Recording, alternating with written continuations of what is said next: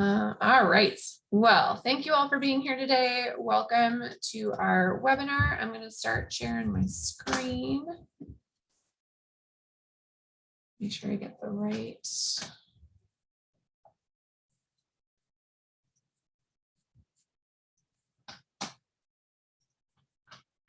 Share the right slides with you all today. Okay.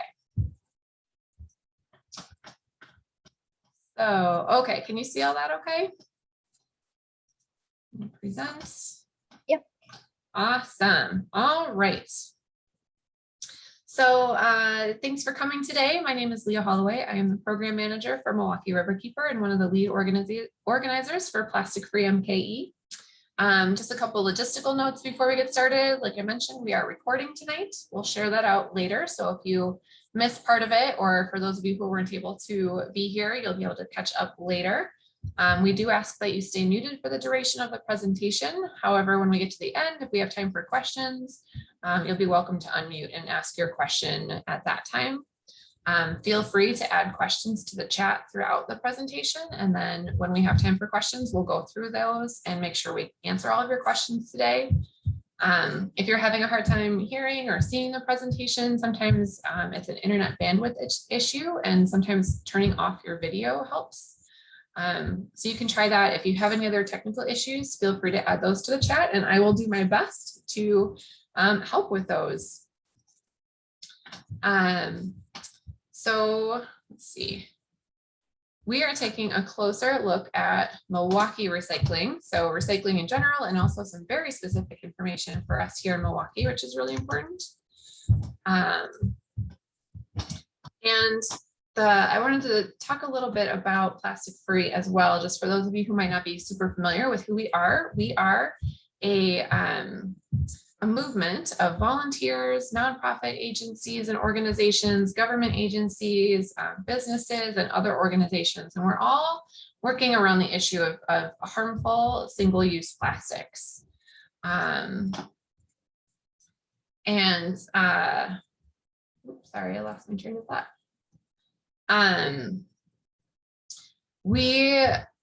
We're worried about plastics for a few different reasons, and some of them are listed here. 22 million pounds of plastics enter the Great Lakes every year, half of which winds up in Lake Michigan. 89% of all beach litter collected through different organizations is plastic. 85% of fish caught in the Milwaukee River have plastic fibers in their intestinal tract, and 100% of beer brewed with Great Lakes water has plastics in it.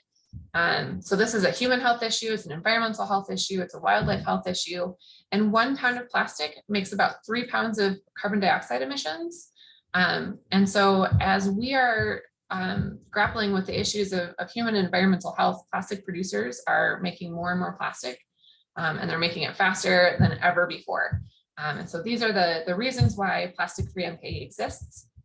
Some of the ways that we work to reduce plastics include looking at state, local, and national policies and procedures around plastics, and advocating for actions that are going to help us reduce our reliance on plastics, and also shift that burden of disposal and production back to the producers and the manufacturers, rather than relying on consumers to make all the effort and all the changes.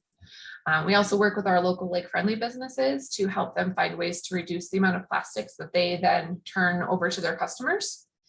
And we also work to support individuals who are looking at ways to reduce their plastic consumption and how they dispose of the plastics that they do have to use. Since we know that plastic just gets foisted on us at every turn, it's very hard to avoid. So we also try and help with some of those pieces as well. And we're all kind of familiar with the 3 R's: reduce, reuse, and recycle. But there's actually a lot of different R's. Some other ones are listed here. So rethink, refuse, repair. I've also heard rot, which talks about compost, recover, repurpose. There's so many different ways to think about waste and waste disposal. And one of the reasons that we're here today is because recycling is kind of that first one that a lot of us think of, right? It's top of our mind. We're all used to saying like, oh, let's just recycle it. And it's a great part of the solution. It's just really important that we do it right, and that we understand the system and how it works, and how we can help support the system and make sure that it's functioning well. So With that, I'm going to welcome tonight's guest speaker. Samantha Longshore is the Resource and Recovery Program Manager for the City of Milwaukee's Department of Public Works. She joined DPW in 2019, and she spent the previous 8 years as a sustainability consultant specializing in occupant engagement, benchmarking, and building certifications. In her role with the city, Samantha helps develop, administer, and provide education on a wide range of waste reduction programs and participates in several groups working together on common goals in the city and regionally. She's the current vice chair of the Associated Recyclers of Wisconsin Product Stewardship Committee. So Samantha, thank you so much for being here today. We really appreciate your time and your expertise. I'm going to stop sharing and switch over to your presentation, and then I will hand everything over to you. Perfect. Thank you so much. Right. Yes. Oh, and then I probably that didn't show up on your screen. Let's see. Share screen.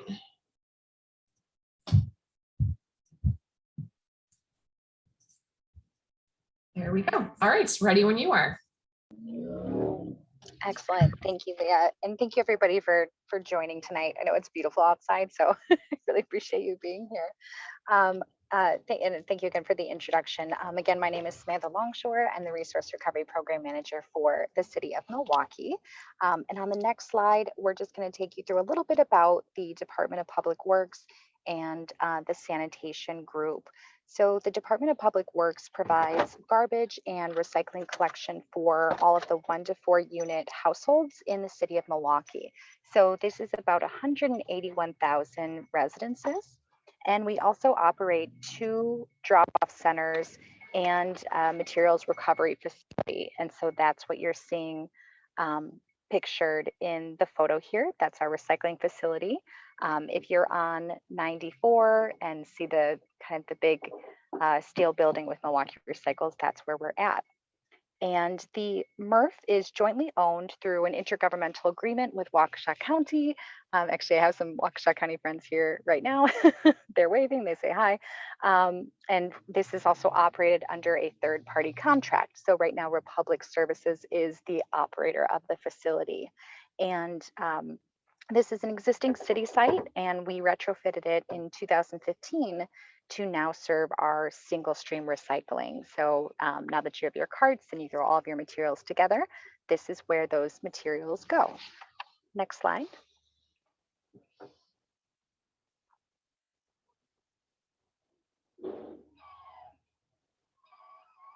My apologies, it doesn't want to advance. There we go. There we go. So just a quick look at what we're going to talk about today. So we're going to talk a little bit about China's national sword policy. And this is something that was started a few years ago, but I think it's really nice to talk about because it's something that got a lot of attention and I think really illustrated the point of what can happen to the recycling industry when we don't recycle right and why it's really important to kind of follow those accepted lists.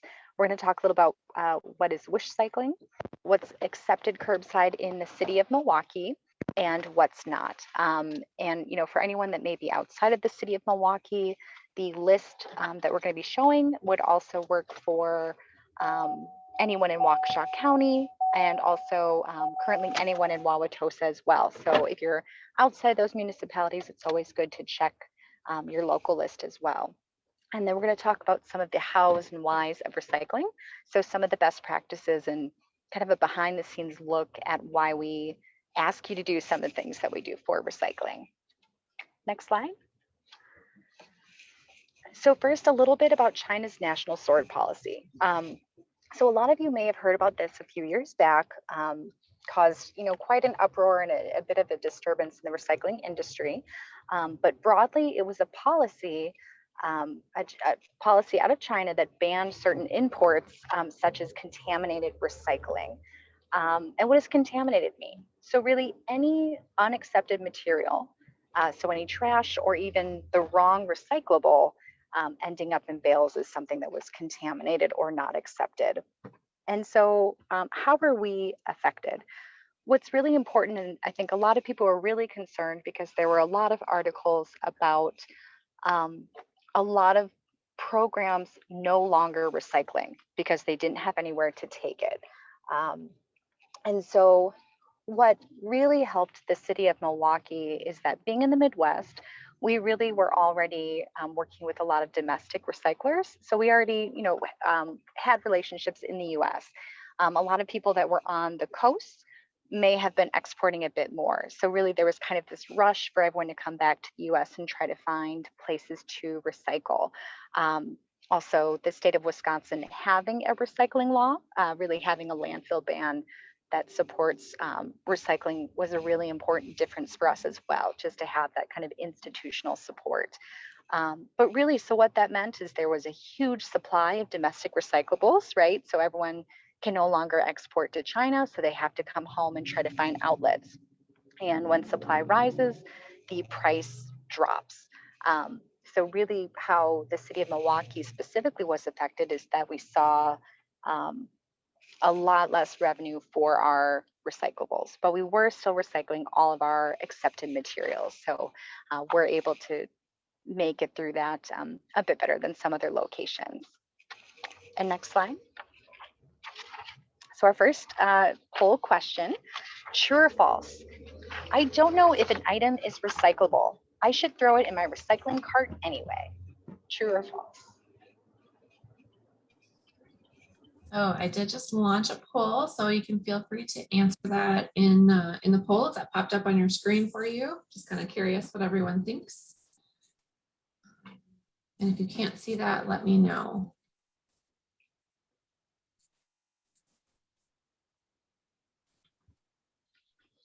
And yeah, a sneak preview to the other questions that we'll be talking about throughout the presentation. So feel free to answer all four at once. I didn't set this up correctly.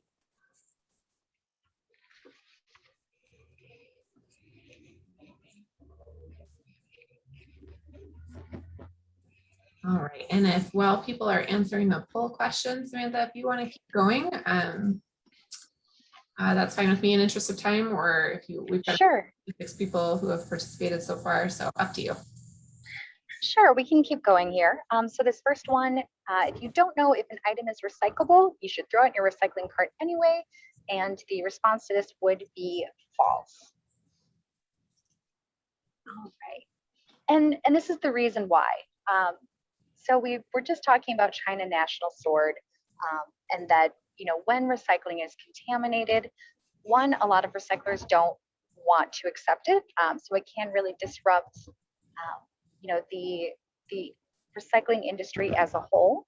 And there are also a lot of detriments that can happen if you do have really contaminated recycling. So it's important to keep it clean. So we always say, in light of these really big disturbances, what can we do?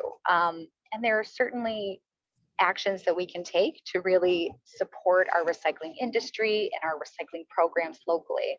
So the first one, just doing a little bit better, just improving the things that we do every day. So we want to improve our material quality, which means lower contamination. So less materials getting into the recycling stream that aren't accepted. So we want to recycle right. That's our phrase here. And what we always say, on the right here, number one, most important thing for recycling is know before you throw. And number two is when in doubt, throw it out. And I know when in doubt, throw it out. It hurts a lot of our hearts. I understand that, you really want to try to recycle something. It sucks to throw it into a landfill. If you can't compost it, then we're wasting. But when we guess, it can be really detrimental, because I often say if there's something about a material that makes you unsure if it's recyclable, there's probably a really good reason for it, and it probably is not accepted. So if you can't find out, if it's not on the guide, I run our Facebook pages, our Twitter, so you can always reach out and ask a question too. But again, when in doubt, throw it out. It's one of the best things that you can do just to help keep that stream clean. And so why that's really important is that it helps us maintain our relationships with our mills. So again, in these situations where now there's tons of competition for domestic mills and to get our materials to our recyclers, it's really important to have good relationships, and we keep those relationships by sending them really good, clean material. And that also helps keep prices high and reduces penalties. Because if you do send material and let's say plastic bag kind of slips through into the bales, we can be downgraded for that material. So again, just kind of sending clean material strictly from a relationship and revenue perspective is really helpful. And then we'll also a little bit later show some of the just operational reasons that we also want to keep that material clean as well. And next slide. So the rise of wish cycling. We're going to talk a little bit about wish cycling, and this is putting non-recyclable items in the recycling bin with the hope that they will be recycled. So again, as we mentioned, when we wish cycle, we go, well, I'm not really sure, I'm going to throw it in.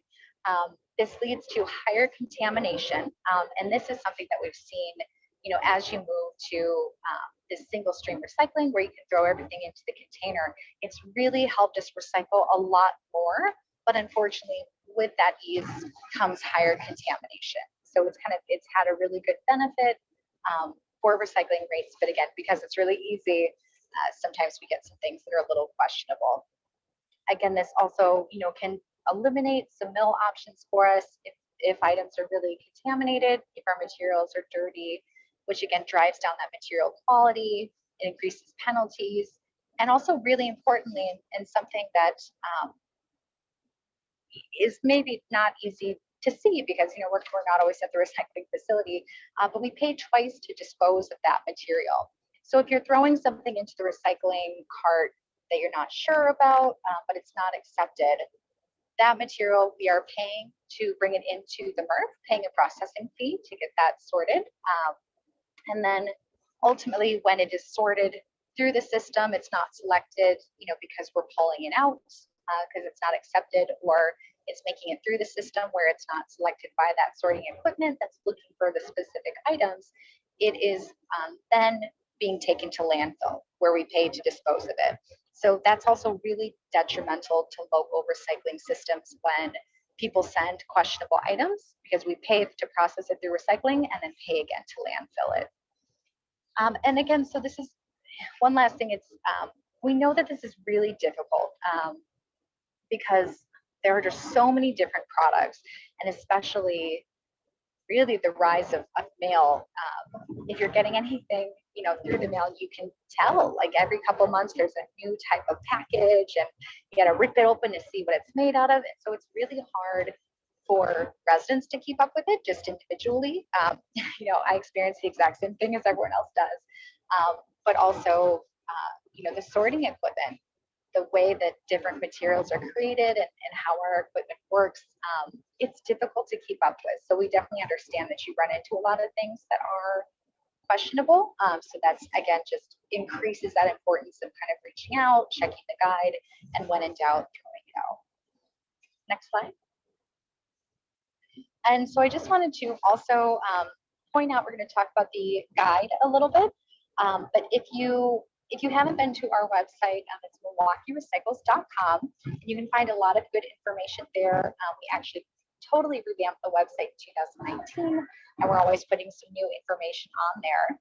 But you can also find the recycling guide here, both in English and in Spanish. And then hopefully here pretty soon, we'll also have it in Hmong and Arabic as well. So we're kind of trying to make sure that we try to get our documents into different languages too, so that they can kind of help different members of our community as well.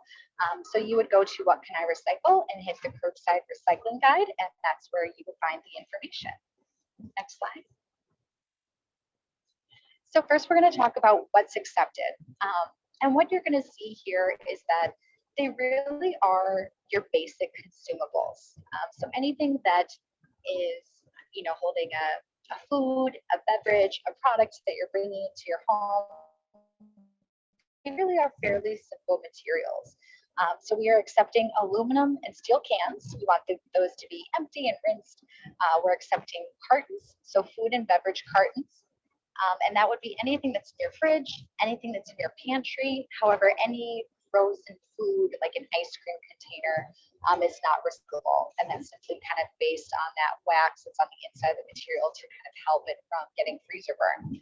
And those you can empty, rinse, and then you can actually put the cap right back on those. Those are kind of being accepted again. Also glass bottles and jars. Paper products, tons of paper products. So your cereal boxes, your newspaper magazines, your junk mail. And it's helpful to keep things in a larger size. So I say if you get some junk mail and it doesn't have your social security number on it, a credit card number on it, just throw it whole. Throw it whole right into your bin. It's going to help us actually sort that a little bit better. So instead of ripping, throw it in. You can also keep that little, if they have a little plastic envelope, that's okay too. Throw it right into that recycle bin. And then on the plastics, we're only accepting bottles and containers. And again, you can put the caps back on those. And we accept number 1, number 2, and number 5. And I know several years ago, we were accepting number 4s. That was taken off of the list a few years ago. So again, just the number 1, 2, and 5, because those do have stronger markets, and we can make sure that we are recycling those for you. Next slide.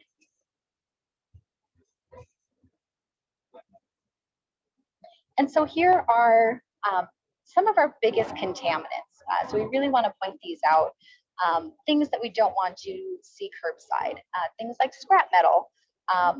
And what's really interesting about scrap metal is that it is recyclable. It's just not recyclable curbside. And you'll see that a lot with a lot of these materials as well. And actually, if you want to click a little bit more for me, I have a few, a couple photos and descriptors. And one more time. Okay, and that's, we'll stop. Oops, sorry, go back. Perfect. Okay, sorry, a little interactive on that one. So what I'm kind of listing here too in blue is that, again, so some of these are recyclable. It's just important to know what can and can't go into your cart. So again, scrap metal can be taken to drop-off centers for recycling. Plastic bags, again, are something that you can take to retail drop-offs for recycling when they are kept clean and dry, which is achieved by source separating them and taking them specifically to stores. Then they are a valuable material. It is very difficult to have that clean, dry material and enough of it in a curbside program. So I think the closest program to us that recently tried that was Madison. And I think they tried it for a couple years and they have just discontinued that as well. So again, they're kind of back to just the stores for that. And what you're going to see on the left-hand side here, these are our screens. And you'll see kind of a metal pole and these kind of flat black discs. And this is kind of the great innovation that allowed for single stream recycling. And we'll actually see a video of this later that will help describe it. But these spin, and the flat objects like our paper right up and over to be then go through a quality control process. And our 3D objects like our all of our containers fall back down to then be sorted to another area of the facility. But you can see when we get a lot of bags and film, they wrap around these screens and it then stops the equipment from sorting very well. And then we also have to stop the whole facility.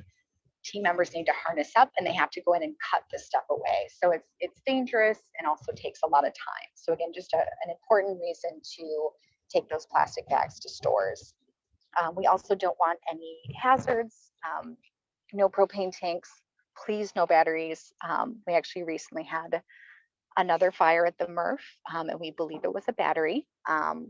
So it's again, just dangerous for staff, tough for the building, and leads to difficulties in processing. So no batteries, please.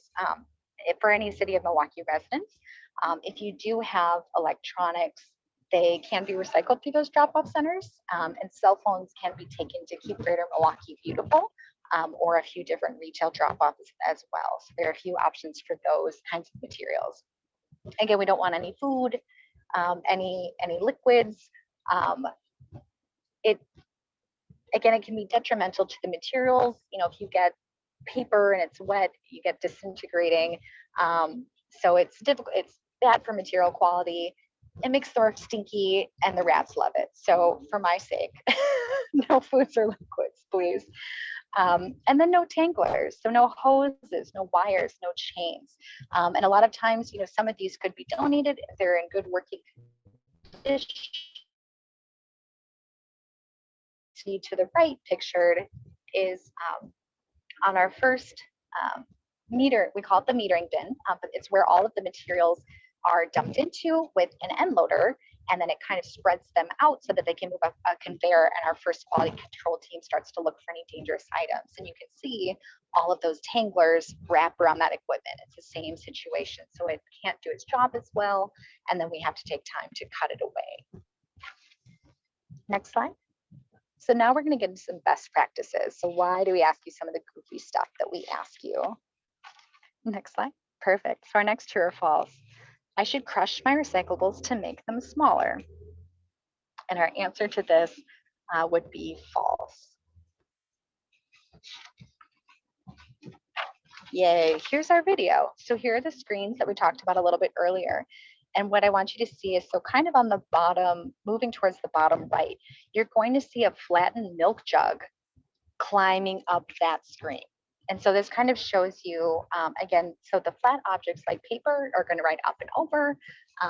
The containers are going to fall back down. But what you see is that if an object is flattened, like a milk jug, it might ride up with the paper. And instead of being accepted with its own stream, it's now actually contaminant in a different bale. And 3D containers, again, so they will fall back down. But this can also be where objects like a hockey puck can will go to die. If objects are too small, so like a loose cap or a golf ball, please don't send us any more golf balls, or a flattened can, because they are so small, they can fall through these screens and then they can't be captured appropriately. But one difference there, I show a little can crusher. I know when I was younger, we had a can crusher in the garage, and we would crush our cans and then take in our aluminum to be recycled. And if you do that, if you're source separating it and taking it to a recycler, keep on crushing it. That's perfectly fine. But if you're throwing it into the cart, try to keep it its normal size. And next slide. And so this is just a quick picture. So every year we do a material recovery test. So we crack open some bales to kind of, again, check the quality of what we're producing. And so this is a paper bale that we opened up, and you can see inside that there were some flattened objects, again, like that milk jug, that made it into the paper. So again, these are recyclable objects, but because they were flat like paper, instead of kind of retaining the 3D shape, they ended up in the wrong place. And if you do want to save some space, you can certainly crush, a milk jug a little bit. Just try to make sure that it keeps some of its 3D shape, so crush it down a little bit, but it should have a few sides. And next slide. And this is a picture. So this is about 80 tons of recyclable materials. And I show this because the recycling center takes about 250 to 300 tons of material every single day. So this is 80. Next to, kind of on the sides, you can see bales, about 3 different bales. Those I would say are about 3 to 4 feet tall. So just kind of to give you the sense of the size of the. But so some people ask, okay, well, if this equipment isn't perfect and, materials need to be a certain size, why did we move to this system? And this, you're kind of looking at it. This system really helps us move a lot of materials through and sort really effectively. And as we recycle more, to keep up with that process, you do need this type of system and equipment to help sort through. When people used to take their materials to a drop-off center and you would kind of sort it yourself. Perfect. They sorry, doing a little switch and driving here. So again, it's kind of to help us keep up with those materials as well. So when you source separate, it's a lot cleaner, but we don't get as many recyclables. So this just sort of helps illustrate what's coming in and why we use that equipment as well, and really why the industry has moved to that single stream as well. Next slide. Next, true or false, I should rinse my containers before recycling them. And this one is true. All right. And here, I believe this should be a video. Oh, yep, it is. I love this.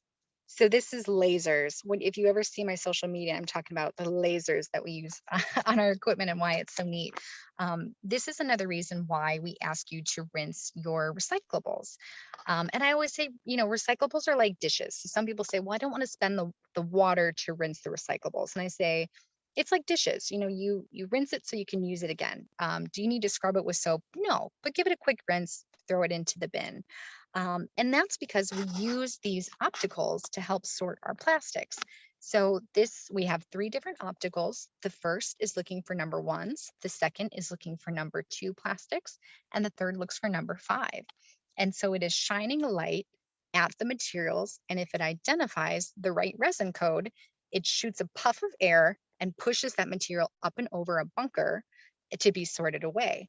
So if a bottle is full of liquid or a mayo bottle is still full of mayo, the equipment can't read it. It can't tell what kind of plastic it is and says, well, I'm not looking for this. And it keeps sending it along and it can go to residue. So next slide. So this is kind of an example of, so this is a high level look at our MRF. It's a little complicated. I recommend we are actually kind of starting up some tours again through Keep Greater Milwaukee Beautiful. So if you're interested, take a look at that. We also have a video on our website too that's really helpful.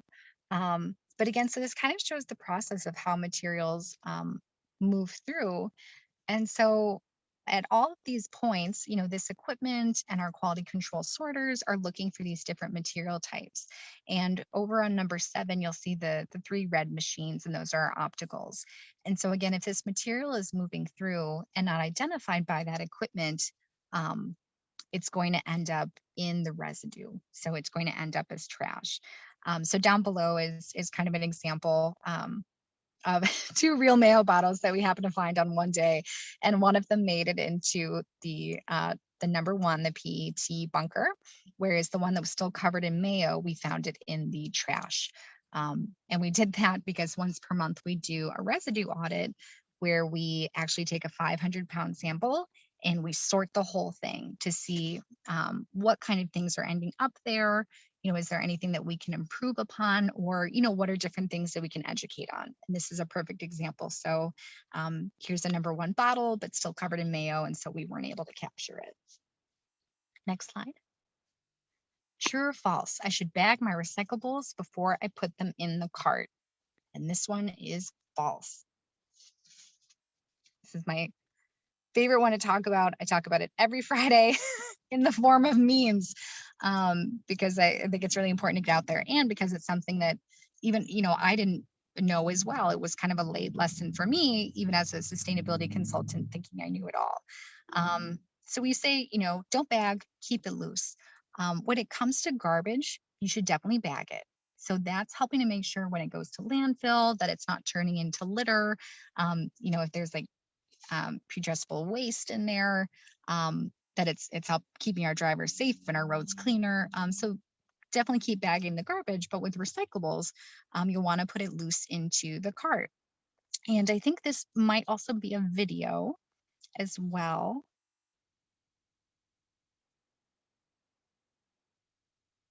Perfect. Oh, and it flipped. Sorry about that. But what you can see is that, so this is our first quality control line. And so materials are coming through. This is right after they were loaded into the system. And so you see all of these workers, and a lot of material comes through and it moves pretty quickly. And what they are doing is they're trying to find any of the dangerous materials, any of the contaminants. So they're trying to pull out any plastic bags. They're trying to pull out if there's a propane tank that shouldn't be there, any electronics, a car rotor, a 2x4. We get some odd things. Bowling balls happen as well.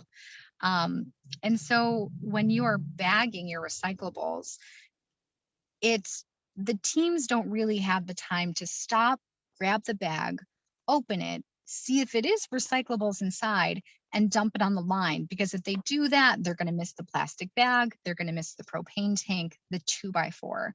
So we say keep it loose, and that really helps to make sure that the materials are ready to enter the system and to be sorted. So it's kind of one less thing for them to grab and look at, and then they're ready to move through. And then again, it also just helps make sure that there are no contamination fees or rejected truckloads. And this is probably the same for most facilities. And again, if you don't have City of Milwaukee service, always check. But generally recycling is loose for this reason. It's kind of where, based on the facility that it's taken to, that it gets sorted right away. And next slide. Perfect. Okay, and so I think we probably have some time for questions, but again, I just wanted to let everyone know that we do, have a Milwaukee Recycles Facebook page and Twitter. So feel free to follow us. Take a look at milwaukeerecycles.com for some different information. We try to get some information out there, not only about recycling, but composting, reusing, all of the great stuff that Leah talked about at the beginning of this presentation as well. So feel free to follow along, share things with your friends or stubborn family members if you're trying to share any of this stuff. Those are my favorite, when people tag other people in the post and go, see, I love it. Keep doing that. That's my favorite. But now I'll open it up to questions. Fantastic. Thank you so much, Samantha. That's really, really great. And I do love that, like even the recycling website talks about all the different ways to get rid of stuff, right? And before putting it in the landfill, you've got lots of options. That's good to have those. So I'm going to stop sharing so you can see everyone's faces or black boxes, depending on how you've got your Zoom set up today. So we did have a few questions come in the chat. Let me just pull those open. So let's see, our first question, and thanks for jumping in and answering this one. So the first question was, who collects and recycles for multi-unit buildings? And Minal's response was usually private collection agencies like Waste Management or Veolia, whoever the building owner contracts with. Samantha, do you have anything to add to that one? Sorry, what was the first part of the question? Just who collects and recycles for multi-unit buildings? Right. So yeah, so if any 5 or more residential units, it is the property owner's responsibility to get private service. So you should see containers there, again, same exactly, the companies that they listed. And if you don't have recycling at either your business or at your apartment complex, you can also let us know. I'm also kind of in charge of compliance for the city as well. So there is a web page for compliance on the website. You can call the help center and they'll direct you as well. But we can put in an anonymous complaint and then I reach out and help move that along. So we do, while it is their responsibility, we're here to kind of help and make sure that you have that. Yeah, and I think you mentioned this earlier too, but it is a requirement for recycling to happen in Milwaukee, which is not the case everywhere. And so you have a right as a resident, as a tenant, to have recycling in your building. Make sure it's there. Make sure your landlords know about that and provide it for you. So I think that is a really great, unique thing that we have here. So a follow-up question to the first one was, do third-party recyclers that follow the same rules as you do? I'm sorry, do third parties? Do third-party collectors use the same recyclers? So do they have to follow the same recycling rules as the curbside? Sure. So they typically do. I'd say really the only main difference that I've seen is that some other recyclers will accept plastics 1 through 7. That's typically the only difference between us, that the city of Milwaukee is 1 through 5. But all of the MRFs, the material recovery facilities that are in the area, all have the same kind of equipment. So we all want it loose. We all want, the objects to be a little bit bigger. So yeah, generally all of the best practices are going to be the same no matter what. It's just always what's accepted and what's not. Great. And then there's a comment that says, I heard that when the mills get a load that has contaminated items, the whole load winds up going into the garbage rather than getting sorted so that the pieces that are recyclable get recycled. Would you say that's mostly true? Typically it's not. So it's been a long time since a load has been turned away. And it may, so again, different MRFs are different. So there is typically like a threshold of how much of it is contaminated before they might throw it out. Typically at our facility, if they're really big contaminants that we see, they're going to tip it on the floor and then pull out anything big that they can see, but run that material through. So it does kind of depend, but it would have to be, to turn away the whole thing, it would have to be pretty significantly contaminated. That's good to know. And then the next question is, do contaminated items include dirty or not clean items? And I think you covered this a little bit. Yep, exactly. Yeah, if it's got food waste, beverage, just because it's probably not going to be read correctly, it's going to go to trash. Yep. Okay. And then, so does the Milwaukee Guide apply to TOSA recycling as well? It does. Yep. We are currently taking your materials. Yep. Perfect. Okay, so next question. What is Milwaukee doing to charge plastic producers for their plastic waste? The consumer should not be charged for what the plastic companies produce. Oh, that's such a good question. I know. So really that's kind of a product stewardship question.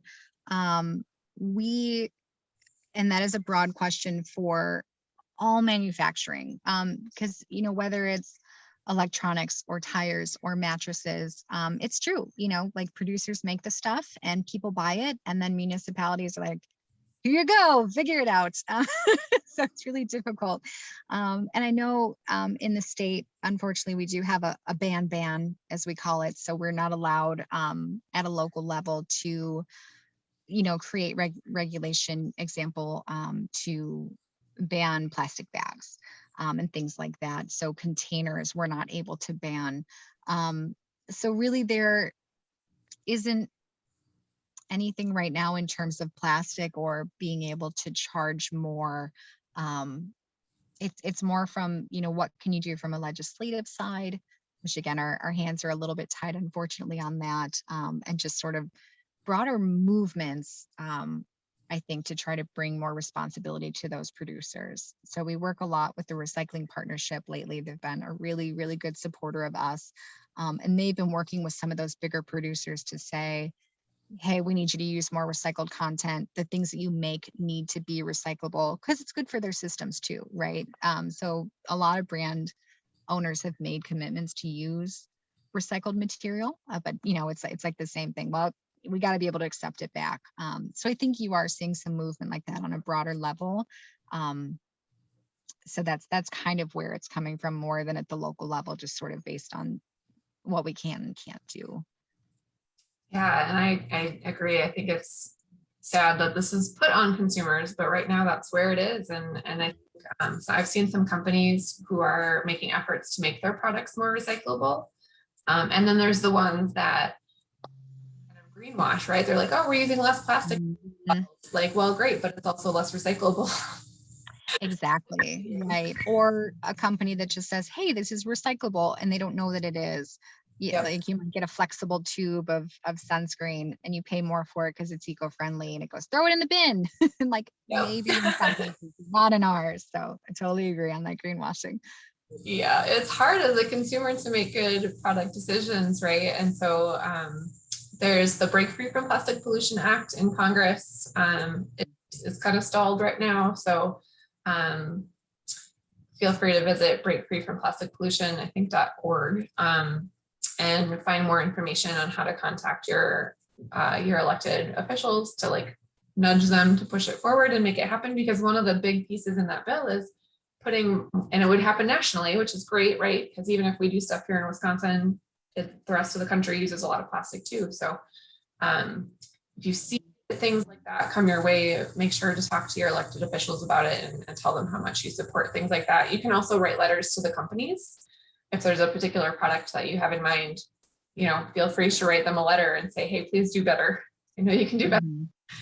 we're counting on you. So that's an option too. But but consumers have to make a lot of those steps right now.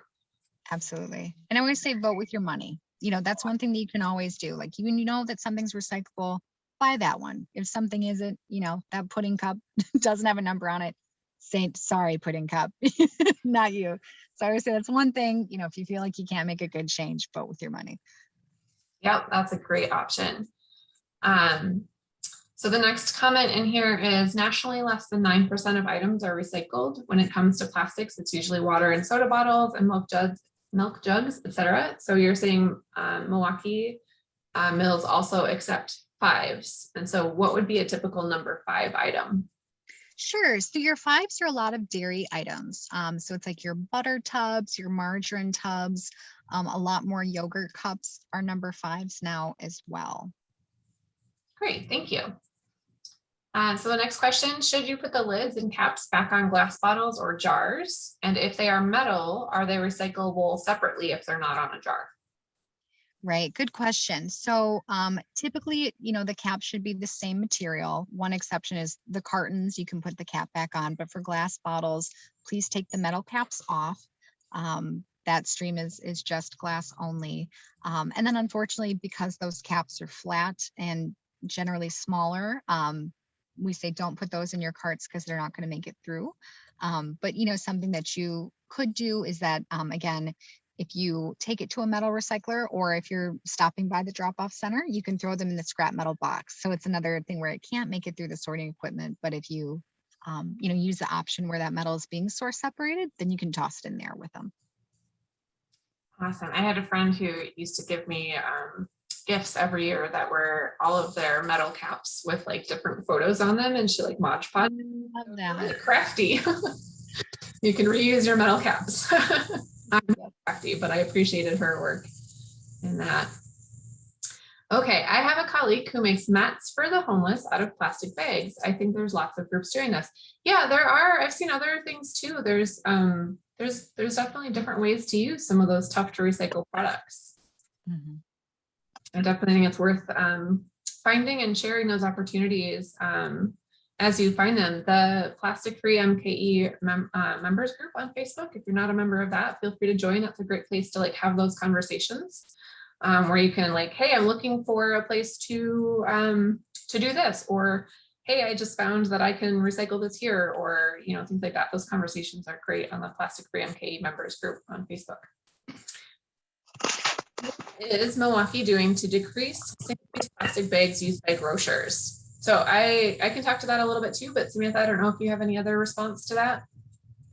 Sure. So again, for that, unfortunately, legislatively, nothing we can do there, to ban it, as an example. So really where we kind of get involved is making sure that, it's less on the use side. And unfortunately, it's more on the recycling side, but we kind of educate, that reducing is best. So bring in your reusable bag in. But then from the grocery side, where we work with them generally is to make sure that they have a recycling program in place and good signage and a good program so that if people are using them, that they have a place to bring them back. And I believe Kroger committed to eliminating their single-use plastic bags by like 2025. If I'm correctly, I don't know if that's changed due to COVID or if they're actually going to follow through on that commitment.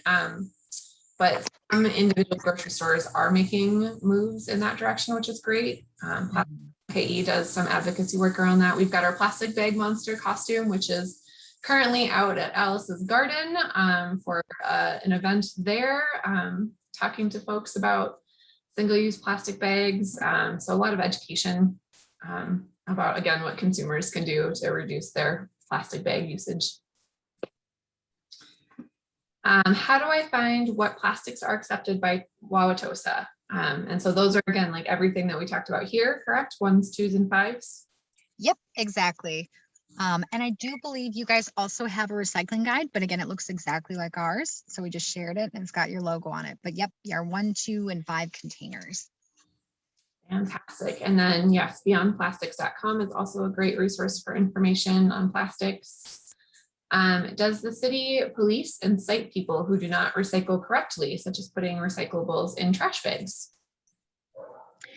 Yeah, so typically a lot of the work is done kind of at the truck level. So the crews that are picking up are also our eyes on the ground.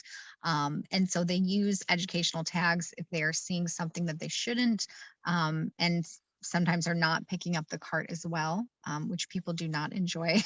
But you know, it is important. And something else that we're piloting right now is also using kind of onboard education, where we can take, you know, photos of, you know, what we're seeing and report it right away, instead of kind of using, really right now we've got kind of a paper system that moves up the chain.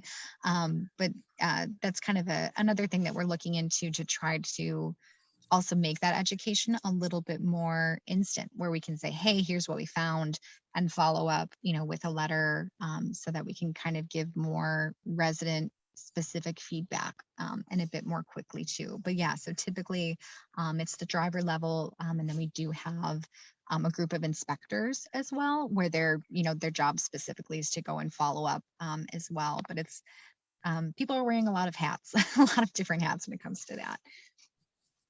Yeah, I think that's a great question. And then it kind of, your answer kind of ties to the next one here, which is there any possibility to put basic recycling guidelines on the bins themselves? Yeah, the lids should all have them. They're all hot stamped with photos, which, you know, again, can be kind of helpful instead of just having it in English, but there is some text as well. Sometimes our carts, a lot of carts are old. They've been out for a while. We try to get as much bang for our buck as we can out of them. So sometimes they're a little bit faded. If we do find that, sometimes we go out with stickers and put them on top as well. So if anyone has, you know, if you think that you or, you know, some neighbors could benefit, and you notice that right on the top of the can it's worn off, you know, you again can always call the help center or submit a ticket at Click for Action, and that's something where, you know, we can maybe come out and put on another, you know, sticker if perhaps the hot stamp is worn off or that sort of thing. That's fantastic. That was going to be my question, because I know that my neighbor's recycling bin, or mine, we share it, no longer has that information on it. And I commonly find things that are not recyclable in that bin. Okay. So yeah, some aids in educating my neighbors would be greatly appreciated. Okay, where can we recycle spent camping fuel canisters? Oh boy, this is a tough one. The propane tanks, nobody wants them. They are a dangerous material. Yeah. We always say the first thing that you should try to do is go back to the manufacturer of the propane tank. Sometimes they have take back programs. And again, it sort of depends on the maker of the propane tank or the retail space where you got them. But that is the best thing that you can do. Unfortunately, drop-off centers, we don't take them because our scrap recyclers don't want to take them as well, because you never know if there's still a little bit of the gas inside as well, and that can kind of, well, we have seen it at the MRF. It will cause an explosion when it is compressed. So that's the best advice. Try to first go back to the manufacturer, and if not, to the retailer where you got it. But then kind of looking forward to, really it's those 1-pounders that are really difficult because they're not reusable. But there are some brands now that do have reusable 1-pounders. So I'd say, you know, kind of looking ahead into the future, take a look for those. I think REI has one that can be refilled. So again, kind of go back to where you found it, and then in the future, look for some of the reusables, because there are some of those on the market now, thankfully. That's great information. I know that there's a camping expo coming up in a couple weekends at the Urban Ecology Center, so I'll be sharing that information at the camping expo. All right, well, that is all of the questions, unless I missed any. If I did, I apologize. Go ahead and drop it back in the chat, but I believe that's all of the questions that we have. Did anybody have anything that they wanted to unmute and ask Samantha directly, or anything else you want to drop in the chat before we call it a night?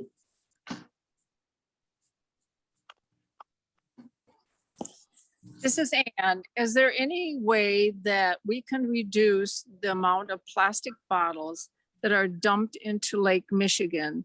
I watched the special webinar given by the director of the Milwaukee water product system. And she said that an enormous amount of plastic bottles are found in Lake Michigan. And despite containers being on the beaches, on the shores of Lake Michigan, plastic bottles are still being dumped into Lake Michigan, which creates an enormous risk to everyone, including all the sea life that's in there, the lake, the animals, the fish that are in there. Is there anything being done to address that very significant issue? That's a great question, Anne. I know a lot of that is coming back to individual behavior. I think a lot of those bottles are blowing in or washing in from the shore. So I'm not aware of any large scale effort. Like there's not like one source of one polluter dumping those bottles in there. They're blowing in there and they're washing in there from rain and things like that. So I know there's different educational things happening, trying to encourage people to make sure that their trash actually makes it into the trash or the recycling bin, and just reducing the amount of plastic bottles we're using overall. But I'm not aware of any other efforts or even actions that we could take to reduce that issue at this time. Well, Liz Sutton, I'm sorry, I couldn't recall her last name. Liz Sutton was the one that did the program on the problem with plastics in the Great Lakes. And Lake Michigan is the largest polluter of plastics. And so it starts from Lake Superior and goes through all the Great Lakes until it empties into Atlantic Ocean. But the concern is obviously Lake Michigan, which means basically around Milwaukee is the greatest plastic polluter. So I know education is something that is being done, but I'm just wondering if greater effort, well, I don't wonder, I know that greater effort should be done to reduce the amount of plastic bottles that are being dumped into Lake Michigan. So I just want to bring that up because she made quite a point of it, and she had excellent webinar on it. And I would encourage anyone to contact her or review her webinar on that. So that's my point. I really am concerned about that. Thank you. Yeah, thanks for sharing that. And I'll let Liz know you really enjoyed her webinar. It is available on the Plastic Free MKE Facebook page if you did miss it and want to go back and watch it. The other reason that Lake Michigan has the most plastic pollution, I mentioned earlier that 22 million pounds of plastic enter the Great Lakes every year, and 11 million pounds of that wind up in Lake Michigan. It's because we have the biggest population centers between Milwaukee and Chicago and the other populated areas on the lake, on the Great Lakes. So yeah, it is coming from us as individuals. All right, so, oh, okay, there's an announcement in the, okay, a couple other things, sorry, I'm backing up in the chat here. Wisconsin Clean Marina Program requires member marinas to provide recycling. I love that, that's really great. You know, a lot of people in their boats on the water.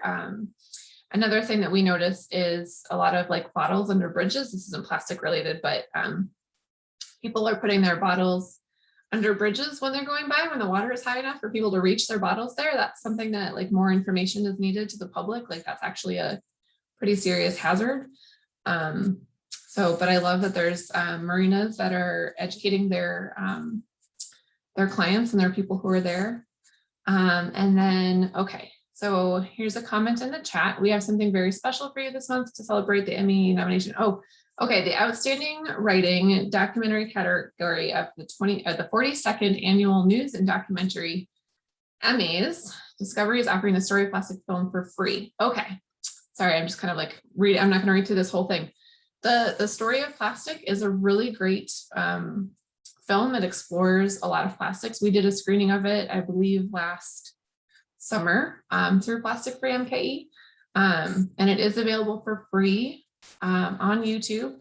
right now through the end of September. So if you missed the screening when we did it or want to rewatch it, feel free to go on the Story of Plastic YouTube channel and you can watch that through the end of September.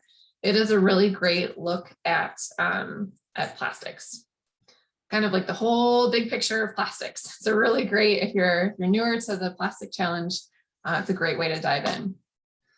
Thank you for sharing that. I appreciate that. Okay, and then do we partner with Wisconsin Sea Grant? Yes, we do partner with Wisconsin Sea Grant. They are a plastic-free MKE coalition member, and they participate in our education working group and have worked with us on a lot of good plastics education. So thank you for that recommendation. They're an excellent partner. All righty, everyone, it is 6:34, and I want to make sure you all can get on with the rest of your evenings. Thank you so much for being here today. Again, we will post this on our Facebook page, so if you missed it or missed part of it, you can catch it back up. Samantha, thank you so much for being here. We really appreciate your expertise. As I mentioned earlier, recycling is it can be really tricky if people don't know what they're doing or the rules change or things like that. So it's really great to be able to provide them with really clear, informative resources. Absolutely. Thank you so much for having me. I appreciate it. All right. And with that, have a great night, everyone. And we hope to see you all again soon. Take care. Thank you. Thank you.